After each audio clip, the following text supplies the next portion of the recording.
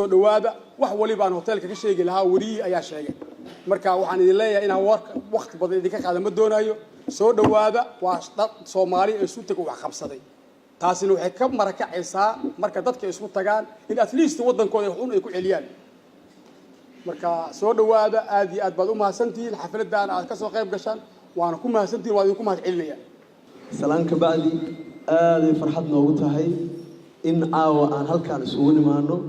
oo aan ay tahay horumar ganacsi oo cusub oo lagu soo ziyaaday iyo waliba adeeg qurux badan oo aad dhihi karto waxaan joognaa caawa hotel kamid ah hoteelada caalamka ee 5 star-ka ah oo kale hotel ah inaan caawa inteena aan isugu nimaano oo saan aan live isugu sheekaysano rag naga mid ah ay inta isugu tageen ay maalgelin ku sameeyeen aad aan ugu mahad celinaynaa walaalaheen waxaan rabaa ganacsatada Soomaaliyeed inaan ugu baaqo waa ku shaqeynaysan iyo si ka badan laakiin inaan saan oo kala dalkeena aan wax cusub ku soo siyaadino waxaan hadalkayga aan ku soo aruurinayaa hambalyo walaalahayga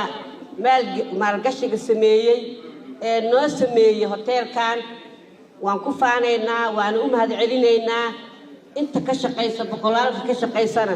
waan u mahad celinaynaa inta ka soo qayb gashana sidoo kale shirkan shirka ku xigo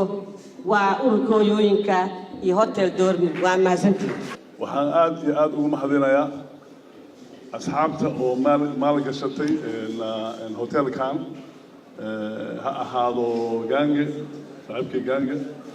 Hussein Khaliif Ahmed Caliye waxaan qabaa inay yihiin pioneers ay u horseedeen in maalkooda ay gelin karaan Soomaaliya gudaheeda dad fara badan maalkooda hadda waxay geliyaan Kenya oo ka dhistaan guryo iyo hoteelo ay ka dhistaan dad fara badan oo Soomaaliya markii la arkay inay maal gelinayaan wadanka gudihiisa investors kale oo ajnabiga ana waxa gelayso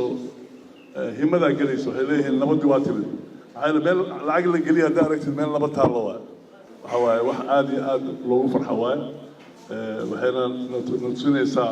in maalin walba nabad soo kordhinayso waxaan marka hore u mahad celinaynaa maamulka hotelka oo runtii juhdi geliyay iyo